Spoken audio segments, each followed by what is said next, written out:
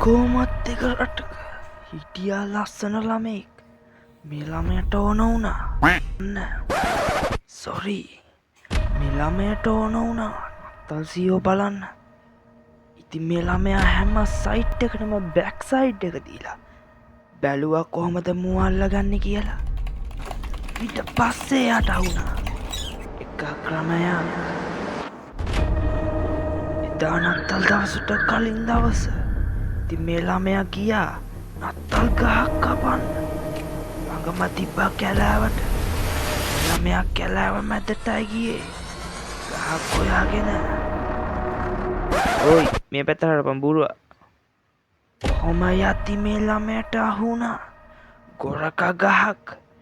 හිතුල ඇති හැඟීම් වලට මට ඉඩ දෙන්න පුළුවන්ද? ඔහොම ටිකෙන් ටික දවසත් දෙකක් ගෙවිලා ගියා දැනුනේ නෑ.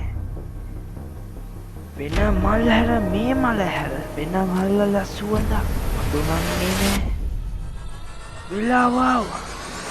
ළමයා ප්‍රවේගය බල බල ඉන්න වෙලාවේ ගහගාවින් ශබ්දයක් ඇසුණා. මේ ළමයට විශාල ශබ්දයක් ඇසුණා. ඒ මොකක්ද? කවුරුත් දන්නේ නැහැ. මම කොහෙද? දන්නේ නැහැ.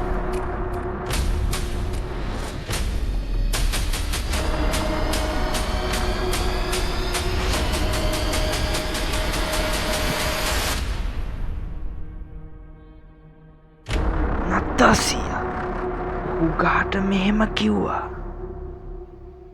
සිත් තුළ ඇති හැඟීම් වලට මට ඉඩ දෙන්න පුළුවන්ද? ළමයා බය වුණා. පැන්න ගමන් අල්ලගත්තා. නත්තල් සියව හිර කරා. ළමයා පස්සේ පසුතැවුණා. අයියෝ මම මොකද්ද මේක කරේ? මම මොකද්ද නත්තල් සියට කරේ? දැන් මං කොහොමද සමාජයට මුහුණ දෙන්නේ කියලා ළමයා දුක් වුණා.